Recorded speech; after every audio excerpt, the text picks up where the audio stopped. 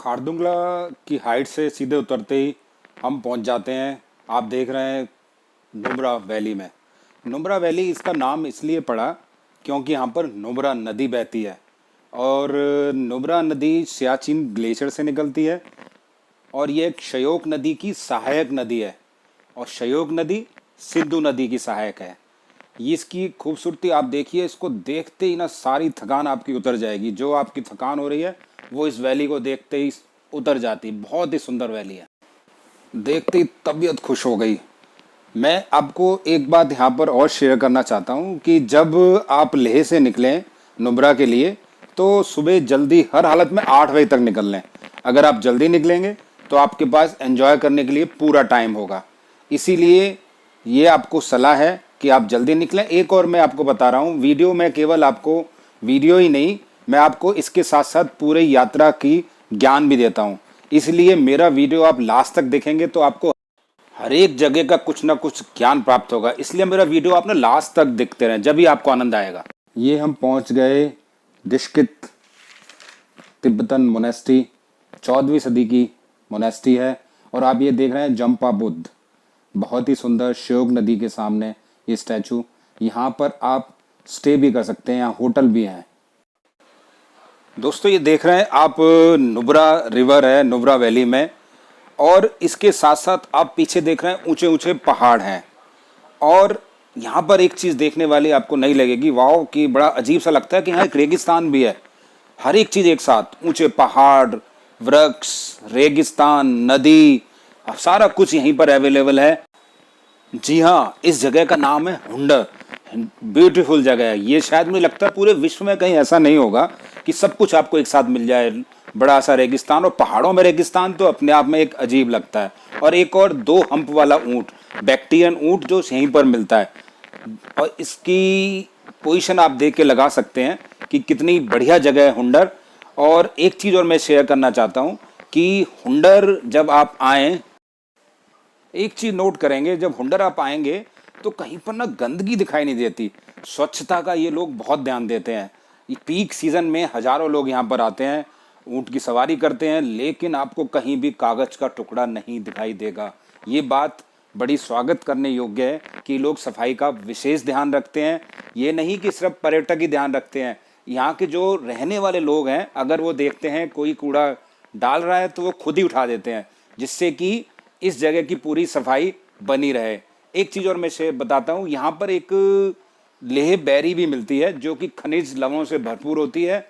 और इसके अलावा अखरोट, बादाम, सेब के भी यहाँ बड़े बड़े बगीचे हैं, क्योंकि पानी भी बहुत अच्छी मात्रा में उपलब्ध है, बर्फ़ भी है। तो अपने आप में बहुत ही बढ़िया डेस्टिनेशन है। आप जब भी जाएं और यहाँ होके जरूर। नुब्रा वैली की यात्रा के बिना लेह लद्दाख की यात्रा अधूरी है, इसलिए यहाँ पर आप जरूर आएँ।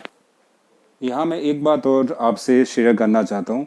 अगर आप यहाँ पर हुंडर में आ रहे हैं तो एक दिन का स्टे तो आप ज़रूर करें। और स्टे करने के लिए 2 तरीके हैं। चाहे तो आप टेंटेड अकोमोडेशन में रह सकते हैं, लेकिन वो आपको कॉस्टली पड़ेगी। और चाहे आप होम स्टे में रह सकते हैं। मेरे हिसाब से होम स्टे ज़्यादा बेटर है। वो रीज़नेबल रेट में आप जैसा खाना कहोगे ऐसा ही खाना बना के देते हैं और साफ़ सुथरे होते हैं। एक एड्रेस मैं आपको दे दूंगा इसका, जहां हम रुके थे, हमें वो बहुत अच्छा लगा था। तो आप होम स्टे अगर जाएंगे तो मेरे हिसाब से ज़्यादा प्रेफरेबल है। वैसे आपकी मर्जी, जैसे आपको पैसे खर्च करने हैं वैसे ही आप स्टे कर सकते हैं।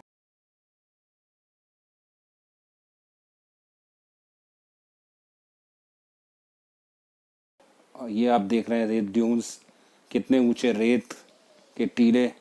ऐसा लगता है जैसे किसी ने यहाँ पर रेत डाल के छोड़ दिया हो। वंडरफुल पहाड़ एकदम। ये ज़्यादातर बर्फ़ के पहाड़ हैं, यहाँ पर दिखाई नहीं दे रही है। तो ज़्यादातर ये बर्फ़ से ढके रहते हैं। सियाचिन भी यहाँ से बहुत ज़्यादा दूर नहीं है।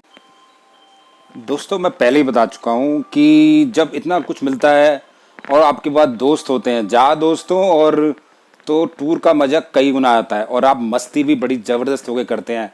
तो हम यहाँ पर गए, हम क्योंकि काफ़ी मतलब 6 जने थे, तो हमने मस्ती भी ज़बरदस्त की, जो आप देख सकते हैं। रेगिस्तान की खूबसूरती आप यहाँ से देख सकते हैं। देखिए कितना खूबसूरत रेगिस्तान है, वाह। इतनी खुली जगह देखकर और इतना अच्छा रेगिस्तान देखकर अपने अंदर का ना बच्चा जाग जाता है और फिर वहाँ पर दौड़ के दूसरे सिरे को पकड़ने का आनंद आता है। इसलिए पूरा एंजॉय करें, मस्ती करें, मज़ा आता है टूर पर।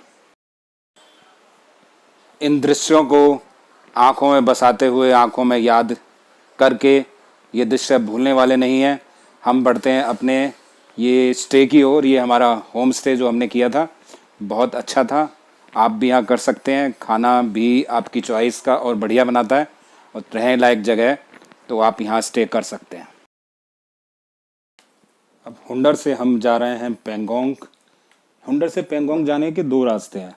पहला रास्ता तो पागल नाला होके जो मैं अभी आपको दिखाएंगे। दूसरा है यहाँ से आप वापस ले जाएं और फिर ले से पेंगोंग जाएं, लेकिन उसमें आपको एक दिन एक्स्ट्रा लगता है। हम आपको छोटे रास्ते से ले जा रहे हैं। ये आप देख रहे हैं पेंगोंग जाने का रास्ता है, लेकिन इस रास्ते को आप देखें तो इतना अच्छा रास्ता नहीं कह सकते। अच्छा इन द सेंस बहुत ऊंचा नहीं है, लेकिन क्या है कि यहाँ पर लैंडस्लाइड बहुत होते हैं जो कि इसको बड़ा खतरनाक बना देते हैं। इसीलिए जब भी आप इस रास्ते से जाएं, ये एडवाइस है कि सुबह जल्दी निकल जाएं।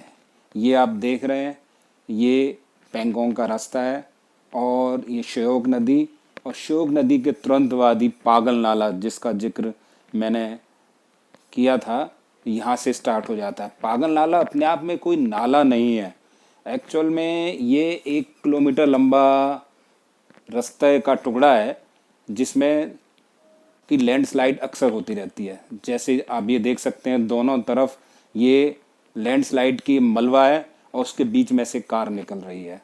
अगर आप लेट हो जाते हैं 9 बजे बाद, 10 बजे बाद, कभी भी बर्फ़ पिघलने के बाद मलबे के साथ बहुत सारी मिट्टी इस रास्ते को बंद कर देती है। अगर ऐसा हो गया तो आपकी यात्रा रुक गई। आपको यहाँ से वापस ही जाना पड़ेगा, आगे आप नहीं जा सकते। और वो रास्ता कब खुले कुछ पता नहीं, क्योंकि फिर पीछे से मशीन आएंगी हटाने वाली, और वो फिर यहाँ से जेसीबी वगैरह आती है, वो उसको हटाती हैं, तो वो आपकी यात्रा में खलल डाल सकता है। इसीलिए ये एडवाइस की जाती है हुंडर से सुबह जल्दी निकल जाएं। अगर इस रास्ते को पार करना है 9-10 बजे तक इसे पार कर लें, और अगर ये आप पेंगोंग से आ रहे हैं तो भी आप सुबह जल्दी से इस रास्ते को पार कर लें, जिससे कि आपकी यात्रा सेफ रहे। इसलिए मैं ये कहता हूँ जब भी ले आएँ अपना मौसम का शेड्यूल ज़रूर देख के आएँ, नहीं तो आप पेंगोंग और नुब्रा वैली कभी नहीं आ सकते। ये आप देख सकते हैं, ये मलबा है जो कि लैंडस्लाइड के साथ आ गया है, जो रास्ते को टोटली ब्लॉक कर देता है। बिल्कुल बंद हो जाता है ये रास्ता, और 6-6 फीट 7-7 फीट का मलबा आता है। ये आप देख रहे हैं, इस मलबे से गाड़ी ले जाना संभव नहीं है। अगर आप ऐसी कोशिश कर भी रहे हैं तो अपनी जान को जोखिम में डाल रहे हैं। मेरी एडवाइस है, अगर आप यहाँ से आते हैं तो कृपया कृपया सुबह जल्दी निकल जाएं और इस रास्ते को पार कर लें। इस समय जो हम गुजर रहे हैं ना, ये पागल नाले का ही एक हिस्सा है। देख सकते हैं आप, 2 पहाड़ों के बीच में जगह है। अगर यहाँ पर कोई भी प्रॉब्लम हो गई तो आपका रास्ता ब्लॉक, यात्रा ख़त्म। इसीलिए थोड़ा प्रिकॉशन लेते हुए इस रास्ते को जल्दी से पार कर लें। एक चीज़ मैं आपको और बताना चाहता हूँ, जब आप ये रास्ता पार कर रहे हैं तो आप यहाँ पर सेल्फी पॉइंट ना बनाएं। आप इस चीज़ को सीरियसली लें।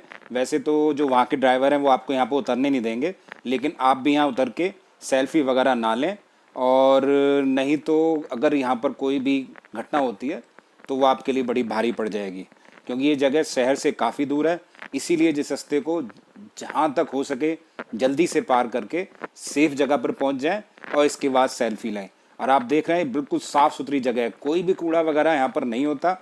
और आप जो भी कूड़ा वगैरह है, कागज़ वगैरह है, सब अपने पास स्टोर कर लें और इस जगह को पार होने के बाद कूड़ेदान पर डाल दें और स्वच्छता बनाए रखें। अब आप देखेंगे नीचे अगर निगाह डालें तो हमारी जो गाड़ी है इस समय पानी में से जा रही है। नदी का पानी इसमें से बहता रहता है, कच्चा रास्ता है बिल्कुल। ये आप देखेंगे बिल्कुल, ये मलबा, मलबे के नीचे आप अगर अभी गाड़ी का मैं फ़ोटो दिखाता हूँ, ये देखिए सारा रास्ता ऐसा है, पानी लगातार रिसता रहता है और कभी भी यही पानी बहुत सारा मलबे के साथ नीचे आ जाता है। इसीलिए इसको पागल नाला बोलते हैं। कभी पागलों की तरह इतना मलबा लेके आएगा, सब रास्ते ब्लॉक और आपकी यात्रा बंद। इसीलिए इसको पार करने में बड़ी सावधानी बरतें।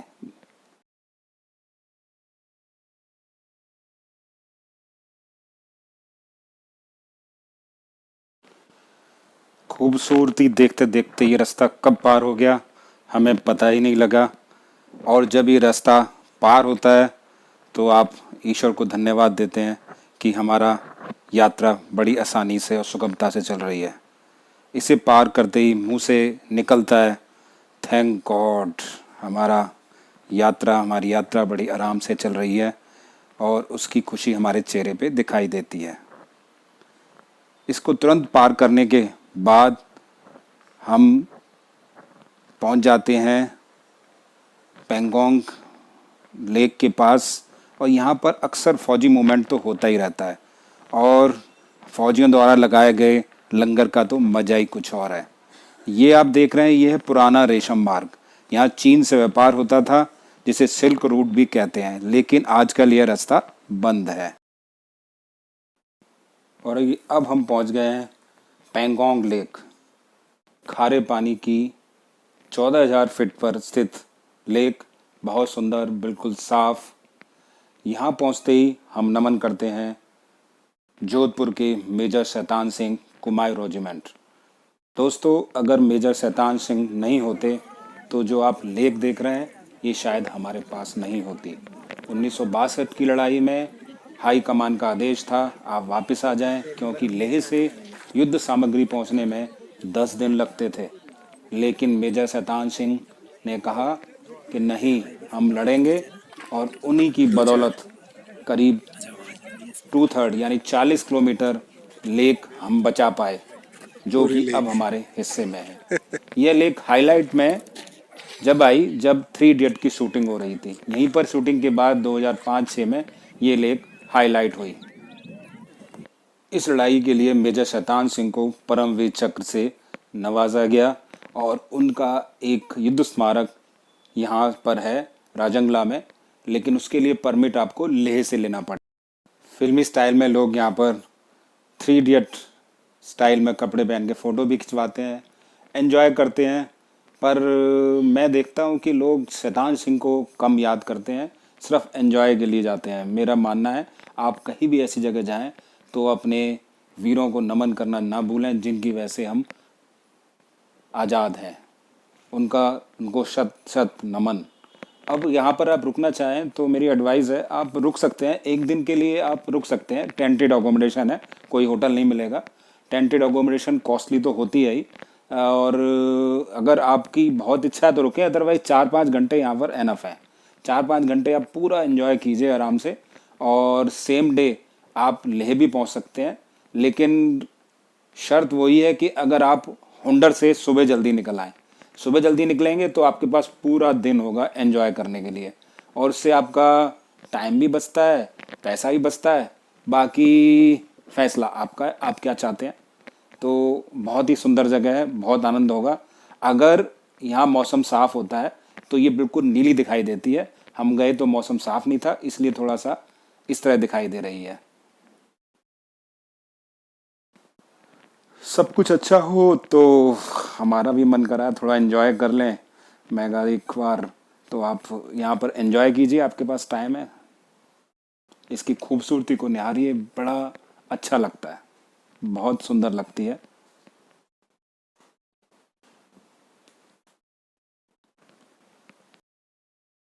ऐसी हरकतें आप जब ही कर सकते हैं जब आप ग्रुप में जा रहे हो, तो ग्रुप का आनंद लीजिए। शायद फैमिली के साथ आप ये नहीं कर पाएंगे, इसलिए दोस्तों के साथ जाओ और फैमिली के साथ भी अलग से जाओ।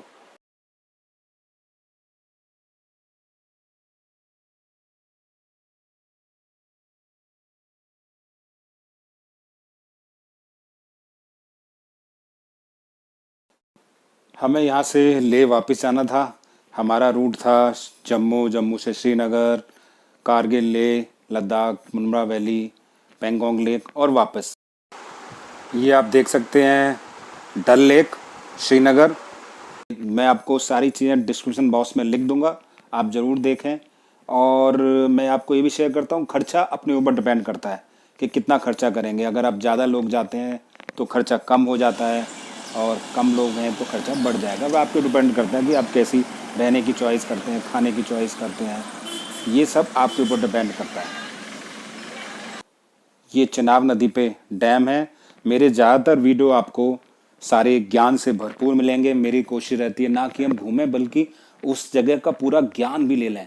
घूमने का मज़ा ज्ञान के साथ बहुत ज़्यादा आता है, जिससे आपको पता लगे आप कहाँ घूम रहे हैं। अगर मेरा वीडियो अच्छा लगता है तो लाइक करें, सब्सक्राइब करें और शेयर करना